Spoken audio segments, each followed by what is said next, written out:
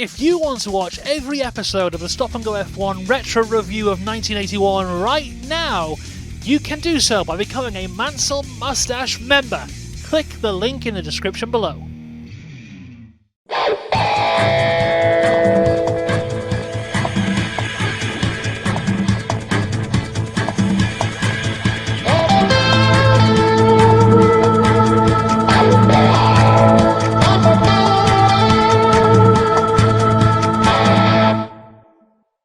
Hello and welcome to Stop and Go F1. The number one film in the world is Funhouse. The number one single is Jealous Guy by Roxy Music. We've just had the first ever speed cubing event, and it's time to start the 1981 Formula One season.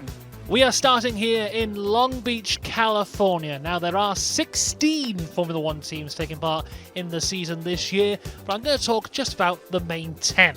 Starting with Alfa Romeo. Alfa Romeo have just acquired the services of Mario Andretti after he has spent the last 5 years at Lotus and became the 1978 world champion, but last year he scored just 1 point. Meanwhile, his teammate will be Bruno Giacomelli, who has just scored 4 points so far in his entire career. Now, Alfa Romeo did produce Drivers' World Champions in 1950 and 1951, but after a long time away, 1980 was their first full F1 season. And while they did get a pole position, they only managed to score 4 points. So much like Andretti, they are looking for a change in fortune. And in an attempt to do this, they've stolen McLaren's livery. And speaking of teams that used to be very good but now aren't as much, let's talk about Ferrari. Between 1975 and 1979, they won the Constructors' Championships 4 times. But in 1980, they had their worst season on record, scoring only 8 points. Ferrari have managed to keep the duties of Gilles Villeneuve, but the 1979 world champion Jody Scheckter has retired, leaving an opening space in the Ferrari team, which has been filled by Didier Pironi. Pironi, who was in the Ligier last year, most famous for winning the Belgian Grand Prix. Across to McLaren now, and after contract disputes, Alain Prost has left the team and has been replaced by the amazing Andrea de Cesaris, who has only had 2 races in his F1 career, but is already being earmarked as a future world champion. And alongside him is the veteran John Watson, who is entering his 8th season in Formula One. Now, much like Ferrari and Alfa Romeo, McLaren reached high heights with world championships for the likes of Emerson Fittipaldi and James Hunt, but it's now been 3 years without a win for the McLaren team. The Arrows team enter their 3rd year of Formula One with a rookie, Siegfried Storer. Alongside him is Riccardo Patrese, who got 2 podiums last year. Another team that is struggling at the minute is the Tyrrell team. We are a long way away from their world championships they won with Jackie Stewart, and for the first time ever in 1980, they had their first season without a podium. And due to this, it's an all-new lineup at the Tyrrell team. The American Eddie Cheever joins the team in just his 2nd year of Formula One, and his teammate is Kevin Kogan, who I'm sure this will not be the last time I ever mention him. Who wants to talk about another team that isn't doing very well anymore? It's time for Lotus! The 7-time Constructors' Champions currently hold the record for the most ever Constructors' Championships, but 1980 was a very tough year for them, a year so difficult it cost them the services of Mario Andretti. They were able to keep the services of Elio De Angelis, who got them their 1 podium last year, but to fill in Mario Andretti's shoes, they've called up British rookie Nigel Mansell, who has a moustache. Renault entered their 4th F1 season with their all-French lineup. Jean-Pierre Jabouille had been with Renault since their very first race, but he has left to join the Ligier team and has been replaced by Alain Prost. The other Renault will be filled by fellow Frenchman René Arnoux. Across to Brabham now, the team founded by the 1959 Formula One world champion Jack Brabham.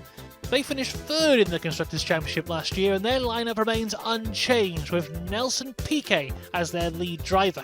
And alongside him is Hector Ribach.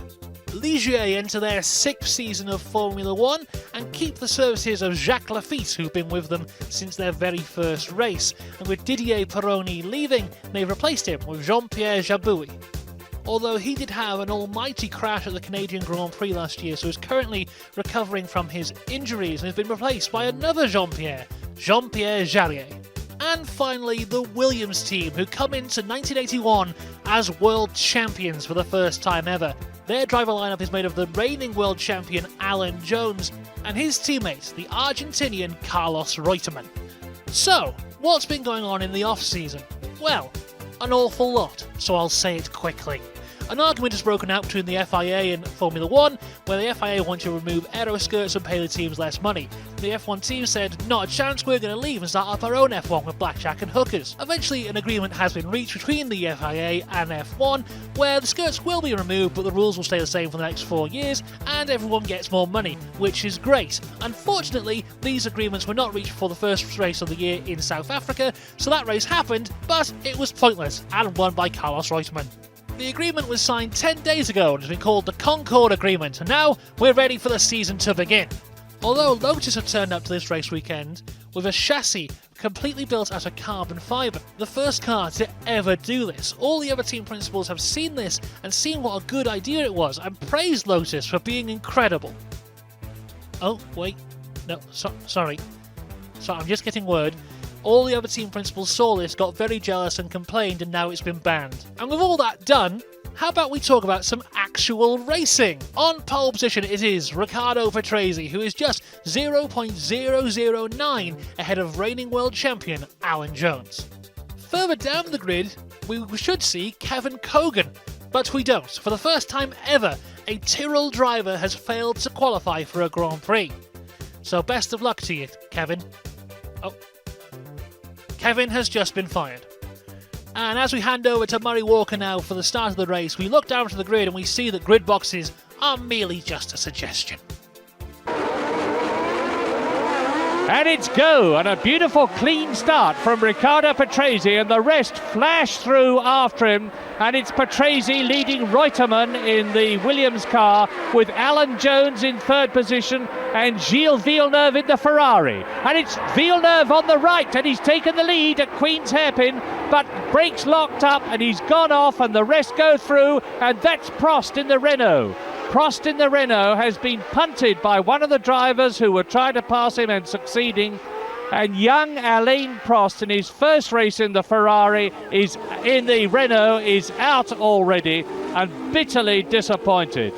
Now, Murray Walker is doing the commentary alone for this race, but he is such a good commentator that he doesn't need two people. Sometimes he can just argue with himself.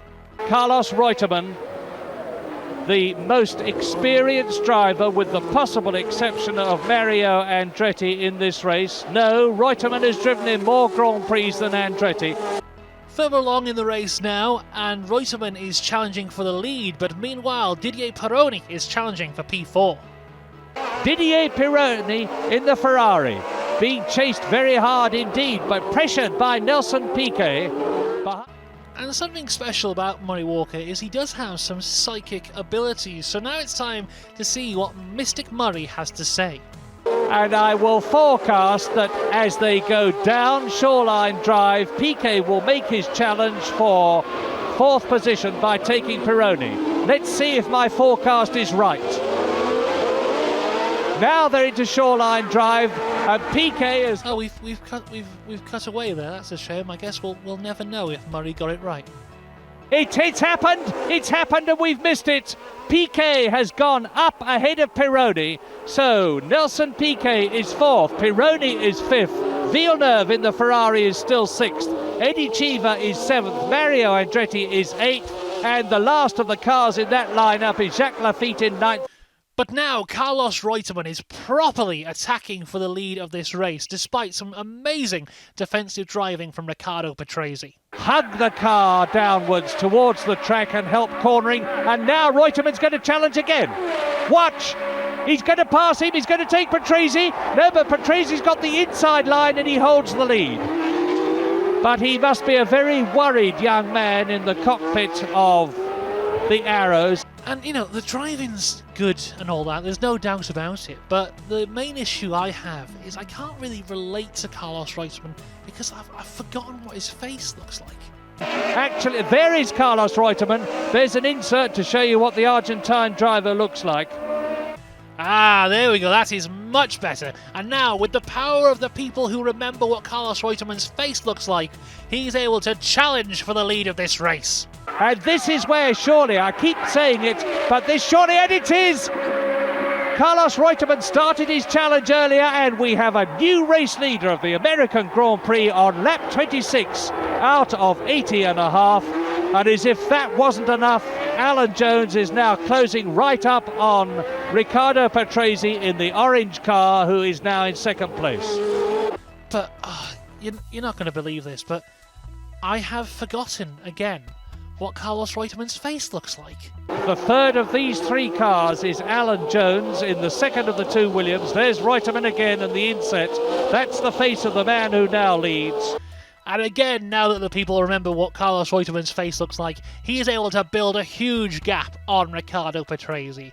Although that may be less about the people remembering what his face looks like, and more about the fact that Riccardo Patrese has got an issue. It seems like quite a serious one, because Alan Jones is now catching the back of Patrese. Now, where is Jones in relation to Patrese? You see the answer, and it looks to me as Patrese is going to lose second place.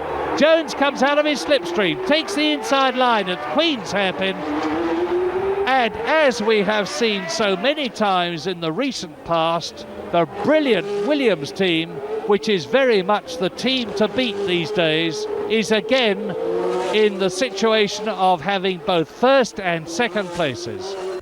And there is Riccardo Patrese. He's had to retire the car. And now, with the Williams in first and second, we go across to Murray Walker now, who will give us some insight into the hierarchy of the Williams team. A fact that I'm sure will never become an issue at all in the entirety of this season. But Alan Jones is the contracted team leader, and we're looking at Reutemann, the race leader at the present moment. And the instructions in the Williams team are that if in the last 10 laps Alan Jones is in second position behind Reutemann, Reutemann is contractually obligated to move over and let Alan Jones as the team leader go through. Well, there's a long way to go yet. But wait a minute! Would you look at this? Riccardo Patrese is back in this race! Come on, Patrese! Fight back and win it for the people! Oh, no, he's out of the race again. What a shame, but further down we have got an all-American battle here with Eddie Cheever and Mario Andretti. It's like the American Civil War here in California. I don't know anything about the American Civil War, so I'm going to leave it there. And Cheever, there is Cheever in the blue Tyrrell, behind him Mario Andretti, behind Mario Andretti Jacques Laffite. There is Piquet ahead of Pironi, and we're back again with Cheever, Andretti, Laffite. And this is indeed interesting as we look at Mario Andretti. There's the 41-year-old 1978 world champion who drove for Lotus then. Very much back in contention. He had a terrible year with Lotus last year. Decided he had had enough, that he was going to go to Alfa Romeo, who you may remember, those of you who are tuned into motor racing. Alfa Romeo led the American Grand Prix at Watkins Glen, the last race of 1980, with young Bruno Giacomelli in the cockpit for lap after lap until the engine blew up. And now, everyone, it's time for our commentary highlight of the week. The interest in this race, frankly, is not so much for the lead. And it is! Because that's Reutemann off. And Jones goes through. I spoke too soon because Carlos Reutemann, as if to prove me wrong, misjudged things. Maybe his foot slipped on the brake pedal, maybe his brakes faded, whatever the reason. Carlos Reutemann has blown it in the biggest possible way, and number one leads, number two is second. The Williams team are in their rightful positions. And back to the American Civil War now between Cheever and Andretti, and there's a bit of a French influence as Jacques Laffite has joined the battle. I don't know if there was any Frenchmen in the American Civil War. I don't know anything about the American Civil War. But this year has a totally different engine, and Laffite tries to pass Cheever. Cheever slams the door in his face. Pironi. Now let's watch. That's Chiva, Lafitte and Andretti absolutely together. A wonderful scrap for 5th position. But it turns out that Jacques Lafitte has retreated from the American Civil War and instead is choosing to take a closer look at his front wing. He retired, and look at that! That was Lafitte. He's overdone it. He's got too close to Eddie Cheever, and he's stoved in the nose of the Talbot. He has lost his position because Andretti has passed him, as you just saw. The American Civil War is over, as Mario Andretti has gotten away from Eddie Cheever and is now chasing down Didier Pironi for P4. Laps ago, because the computer doesn't quite keep up, and Mario Andretti's keeping up. He's going to get through past Pironi, and he does it. Mario Andretti is up into 4th position ahead of the Frenchman Didier Pironi in the Ferrari. Great stuff. And the crowd goes mad, and Pironi goes mad. Pironi fighting back. And look at the speed of that Ferrari. It's incredible. Pironi puts his foot down and fairly turbocharges away from Mario Andretti in the 3-litre Alfa Romeo. Pironi in a 1.5-litre Ferrari, but turbocharged. And my goodness, but Pironi has shown he doesn't like it. And this is where Mario started to catch up on the previous laps, and he does it again, and he's going to take him. He's through. Mario Andretti is back to 4th position with a superb passing manoeuvre. And this time he's broken the toe. He's enough ahead of Didier Pironi for Pironi to be out of his slipstream, and the crowd sees the American again in the lead position in front of Pironi, but in 4th position in the race overall. And again Pironi challenges. Is he going to retake Andretti as he did last time? Yes, indeed he has. No, he hasn't. Mario Andretti holds it. The crowd goes mad. Listen to them. Oh, what great stuff in this American Grand Prix at Long Beach of 1981. But I know the question you're all thinking. Where's the flag man? There is the flag man. Oh, thank God. Oh, thank God, there he is. Oh, I don't know what I would have done. And as we cross the line, it is Alan Jones who wins the race and does his traditional celebration of nearly running a man over. The catchment area where he will get out of the car, and then Carlos Reutemann comes home in P2. Nelson Piquet completes the podium. It's Andretti in 4th, Cheever in 5th, and Tombe takes the final points paying position in P6. And the drivers on the podium need to get out of the car now and to the podium. So what luxury vehicle will take them? Just chuck them in the back of a pickup truck. So there you go, that is the first race of 1981 in the books. We'll be back next week for the Brazilian Grand Prix.